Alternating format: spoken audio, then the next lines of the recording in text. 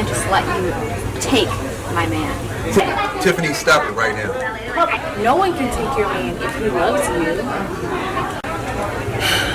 Brianna, go inside.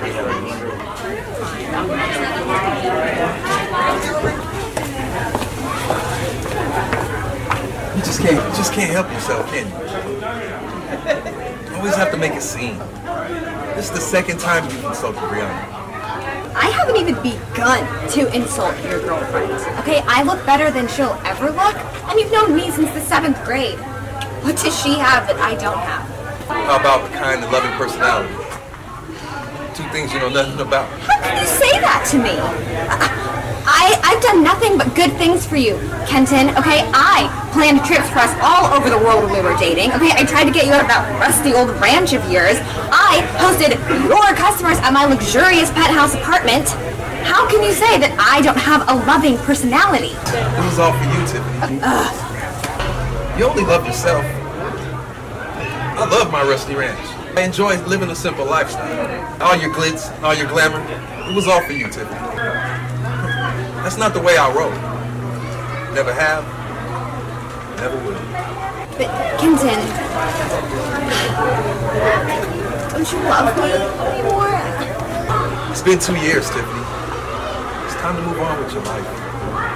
It's not over until I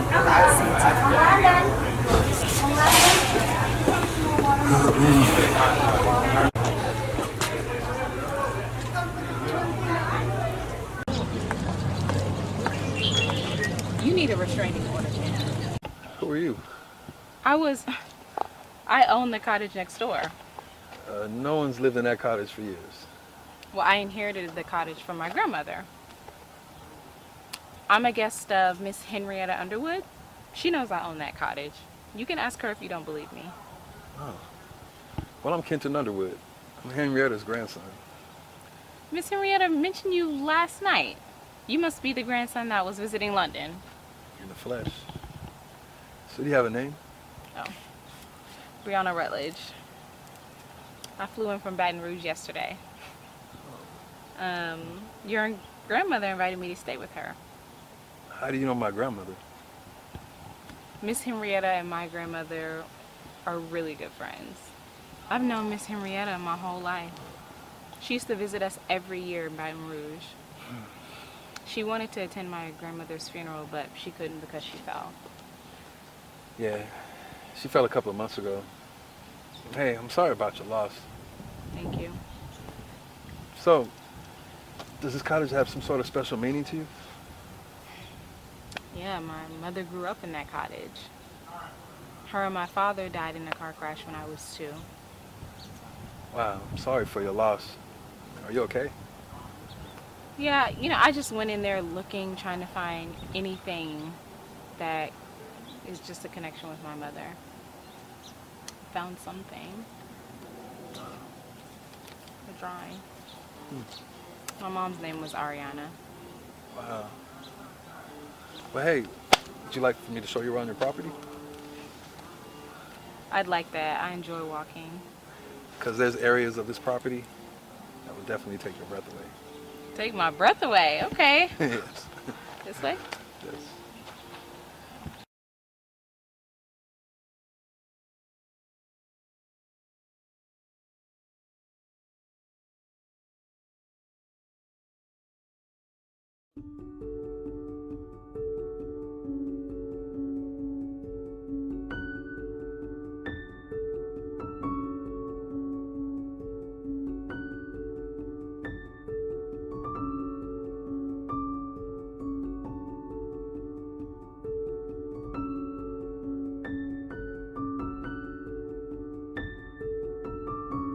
Kenton Underwood, Underwood Hills Winery. It's nice to meet you.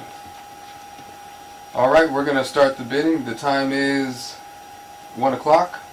We're going to bid on 66 acres on Sage Canyon Road in beautiful Napa Valley.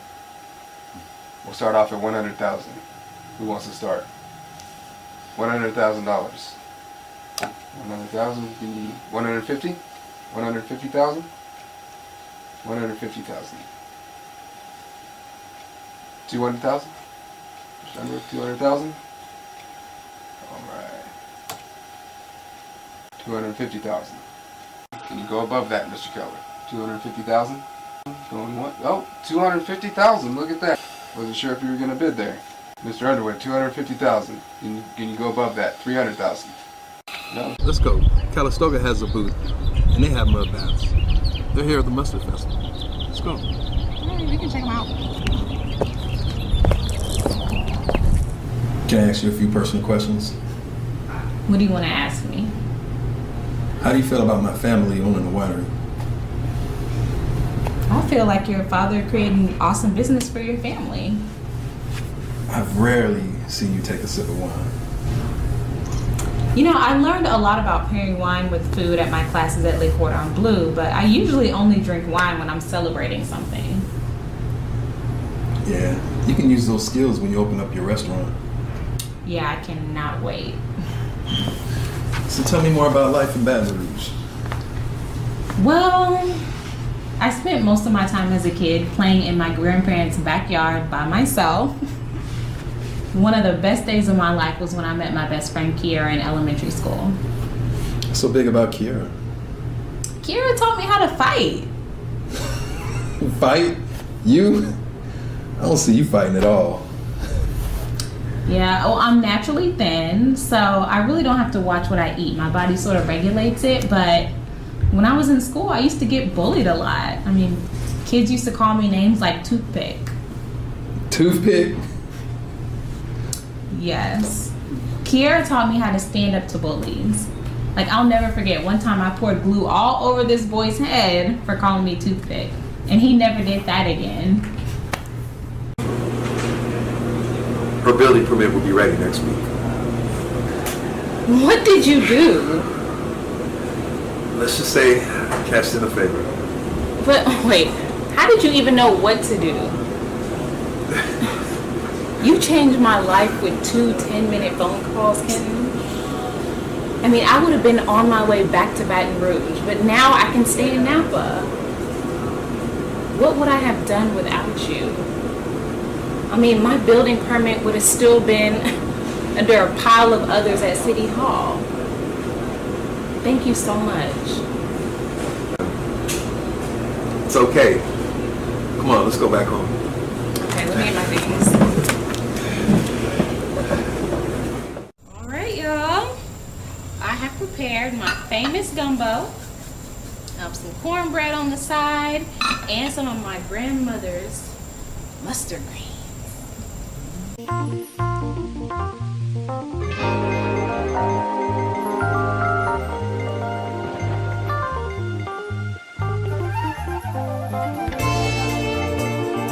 Brothers Jaime and Jose, they work with me in the vineyard. Oh, nice. I mean, I meant to tell you that you look fabulous. Thank you. You made me a promise. A promise? What promise? You promised to cook a low country meal for me and Sage Creek. You're right, I did promise that. Okay. I can cook for you tomorrow night. Sure. You know, I was thinking you must have worked really hard to win all of these awards. Yes, I did. I'm very ambitious. So winning is really important to you. Yes, it is. Why do you ask? Well, I just got a glimpse of your competitive behavior at the Mustard Festival. It's a must for success. Right, but I'm just afraid that winning will become more important than me in a relationship with you. I mean, that would be hard for me to face. My father won most of those awards. In order to be a top producer in the Valley, I must compete in a lot of competitions. I see. It's just that... What? Tell me. For me, it shows a lot about who you are as a person.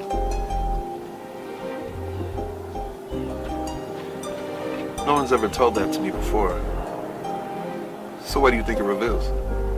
That you're ambitious and very competitive, and you really like to win, Kenton. What's wrong with winning? I'm not accustomed to explaining anything about my winery. Nothing's wrong with winning. It's a good thing. I'm sorry I even said anything, Kenton. Your wall, it's great. Look, Brian, I can tell by your body language that you disapprove of my wall. Okay, look, I gotta go. All right, I have work to do in the vineyard. I'll see you later, Kenton. Vanessa, take a break. I'll take over pouring the wine. Great. Thanks. But before you go on a break, what do you think about my award wall? Do you want to know the truth?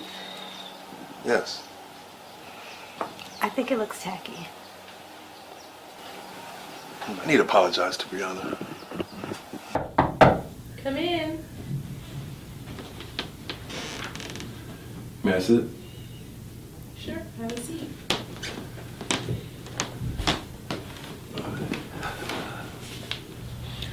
Brianna, you made a good observation about those awards on the wall today.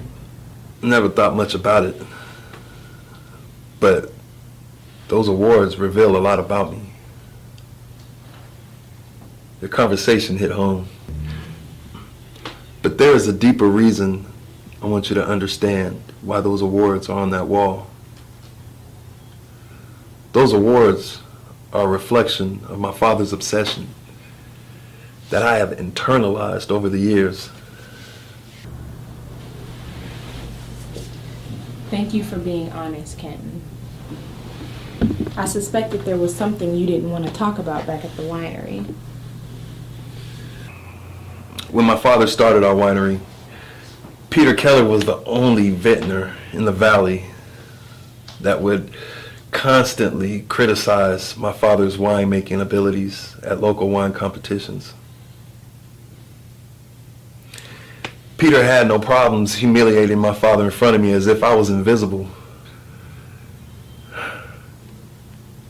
But Dad said the best way to fight somebody like Peter is just to beat him at his own game.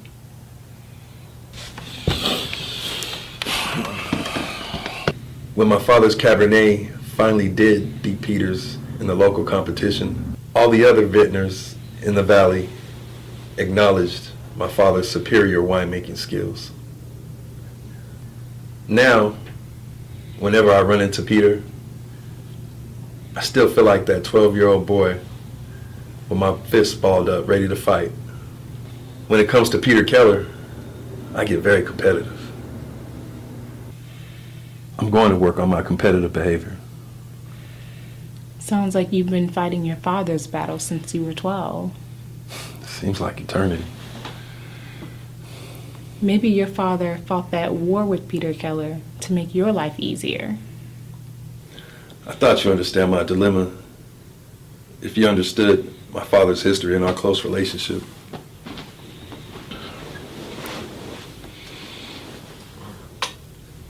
I'm sorry for crying, Kenton. I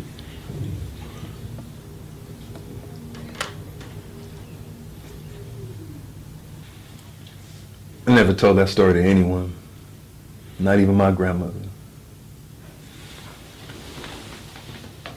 Honesty is important to me, Kenton. Honesty is important to me too. I guess you're not angry at me anymore.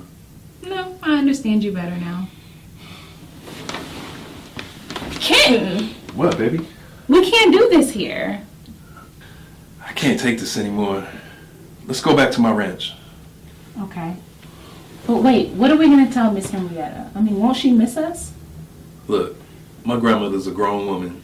She knows all about love, and she knows how I feel about you. Believe me, she understands if we don't show up for dinner. Okay. I've been doing since I first met you as a 12-year-old boy. You hurt my father. What do you mean I hurt your father? You know what you did. You've insulted my father for years. But he was too much of a gentleman to tell you how he felt. But I'm not. Came into my booth, the mustard festival, upsetting my employees, taking my customers away. I'll tell you this one time, buddy. Come near my winery, my family, my employees, you'll be faced with these two ham bones. You understand?